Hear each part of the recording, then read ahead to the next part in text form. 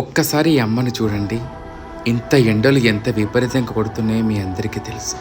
ఇంత ఎండలో కూడా తను చినిగిపోయిన గొడుగు, వాటికి ఫ్లెక్సీలు కట్టుకొని ఆ ఎండలో తన వ్యాపారం చేసుకుంటుంది.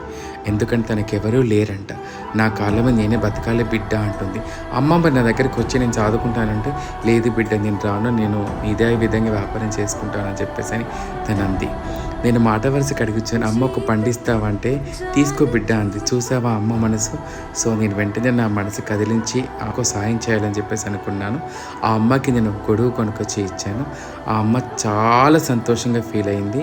ఇదంతా కూడా మన it's me Sneha subscribers support ద్వారానే అనుకుంటున్నాను. నిజంగా ఇది మీ అందరి పేరు మీద. సో నా మనసుకు నాకు సపోర్ట్ చేయాలనిపించింది, సపోర్ట్ చేశాను.